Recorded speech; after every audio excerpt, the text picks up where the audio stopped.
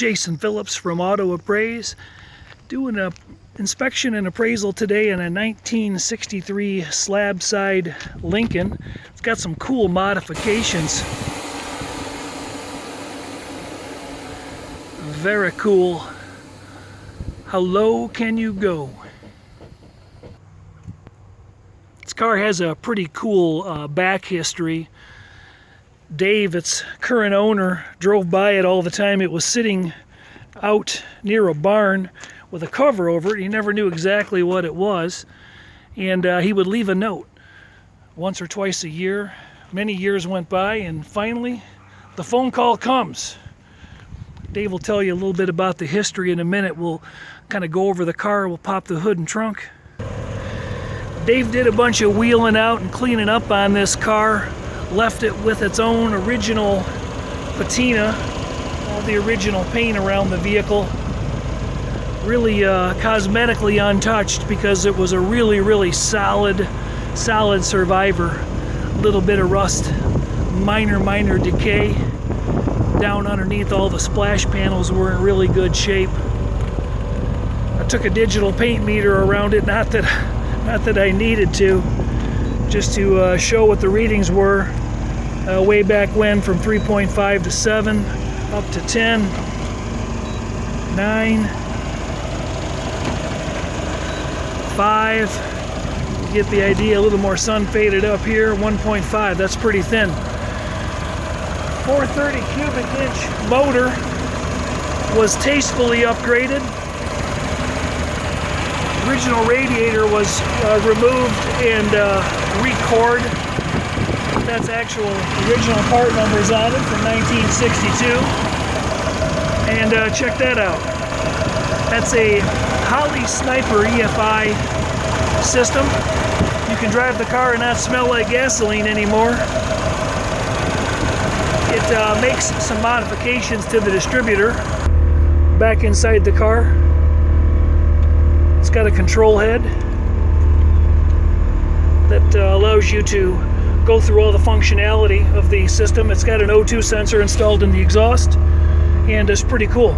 You can hear the air tank airing up the modified air ride system that was also installed on the car.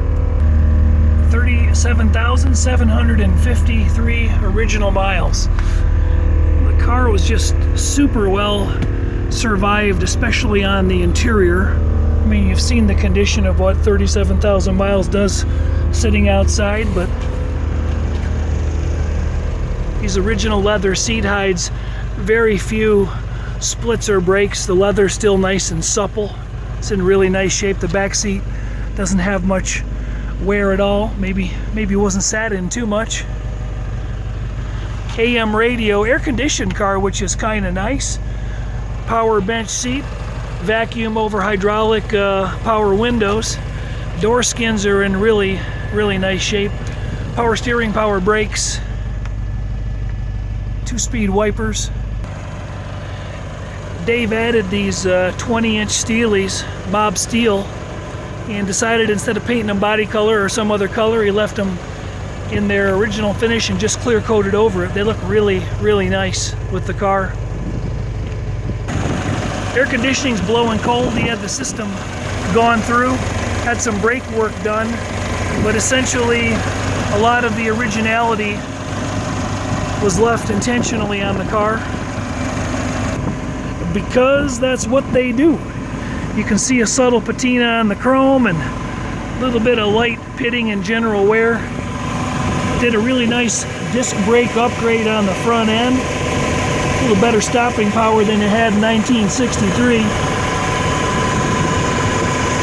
The whole underbody of the car is really solid. The wheel splashes look really nice.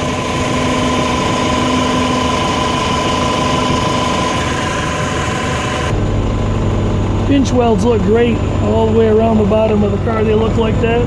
They're not swollen. Floor pans are in really nice shape. I don't know if I can get a view of that transmission from back here or not. Lincoln used a twin range turbo drive tranny in 1963. Back here, the lower control arms have been changed out. They have these large pockets built in to accommodate the air ride. New shocks were installed. You can see the cool Lincoln insignia there on the side. The fuel tank is set up all powder coated black with a sump. Devious Customs makes those. They're notched out, if you can see that notch up there, to accommodate the unitized floor structure that travels through their stock rear end. Tail panel's in great shape, really nice and clean and dry. That engine without any rebuild on it, burning nice and clean after sitting all those years.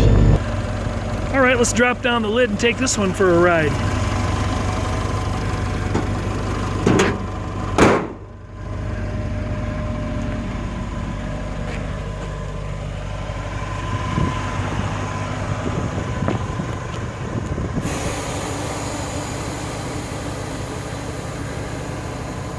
I'll give you a shot inside that trunk here in a minute.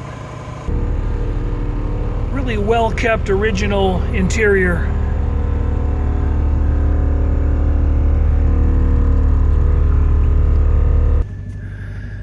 I'm going to show you the back seat one more time. Dave, tell me the story. Why is that seat humped up a little bit in the center there? We had to take the seat out and cut a piece of the floorboard out and to give room for the drive shaft so I could drop the rear end a couple more inches. Oh, nice. So basically just did a little modification so this all looked as normal as it could, but yeah, the only... Just got that slight little bump there. Little bump. Barely noticeable. So all the carpet came out of here and you put a new carpet kit in it? That's it. Yes, sir. Well, inside the car, the headliner and the visors. Boy, these visors are in really nice shape, aren't they? The mice didn't eat them. That's a wonderful plus. That happens a lot. Oh. Day-night mirror. That's could use a little bit of cleanup from that delamination or replacement, but not too bad. All right. I don't think anybody's on AM anymore, but let's take it for a ride. All right.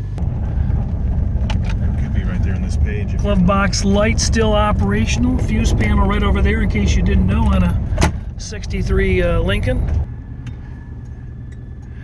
If you had about $6,200, maybe $6,300, you could buy one of these brand new in 1963.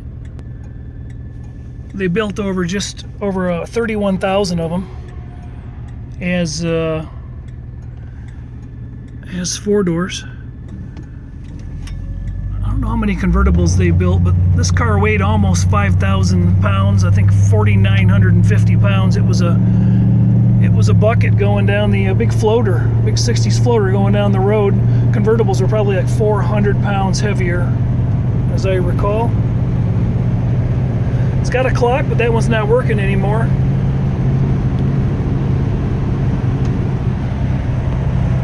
Boy, it's smooth.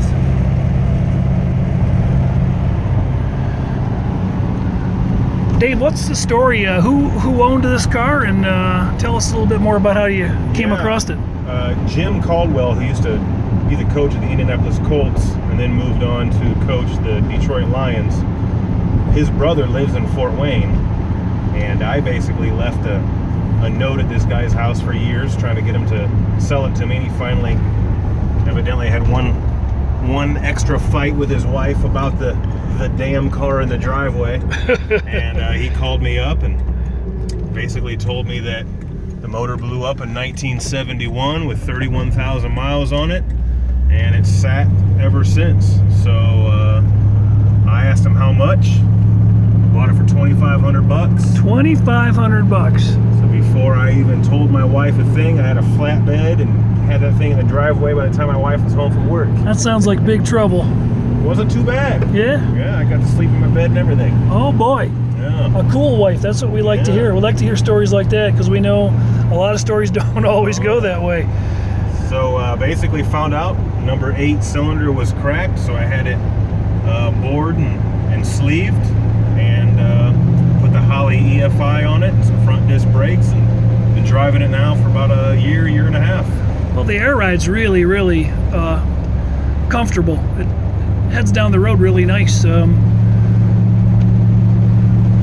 still feel the road a little bit. I guess you can kind of adjust that up if to your to your liking. Just a couple buttons. Can you make it jump 3 feet off the ground? Unfortunately, no, I cannot. Well, why didn't you get that system put in? The low rider. Yeah. Well, that's a really neat old car. So people are bugging you.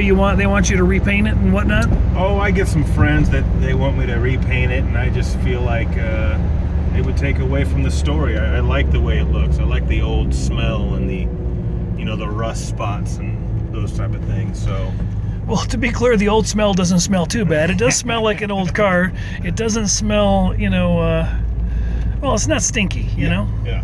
It's got a pleasant old smell to it. Yes. Thank you. I like the old smell in this one. I've been in plenty of cars that smell like mothballs.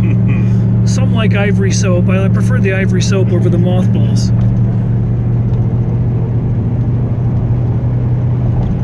So $2,500 to start, and I'm gonna guess you got more than $3,500 in it now.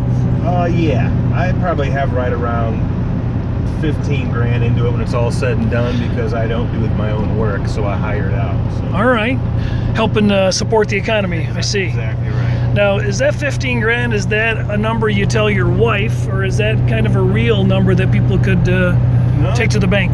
It's really right around probably 15, maybe 17 grand if I forgot something. But that's with air ride, wheels, poly EFI brakes, rebuilding a motor, the whole fuel system. So it took pretty much all that to get everything going. Well, it's certainly going to be a lot more dependable on the road on a long trip with the Holley fuel system and the disc brake stopping you. Oh yeah. 5,000 pounds is a lot of car to stop on an old single master cylinder. Oh yeah. Which it no longer has. I noticed you had new brake lines underneath there, and that whole airbag system comes with the control arms and I imagine everything to freshen the rear end, huh? Oh yes.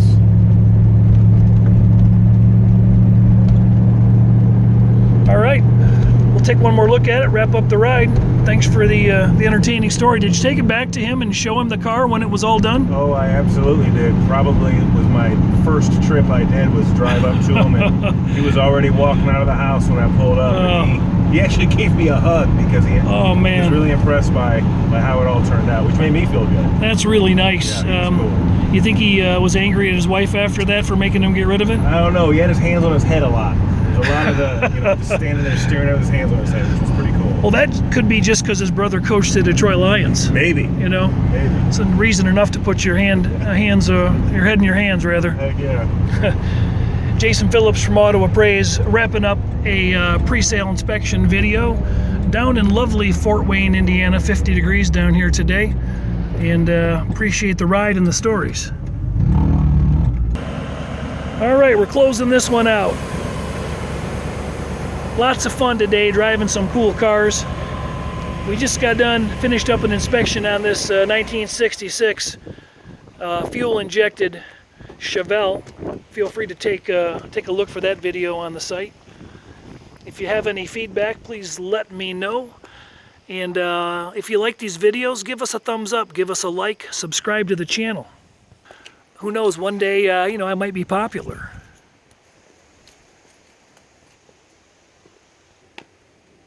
Our streets aren't necessarily, and I tag with the tires, maybe.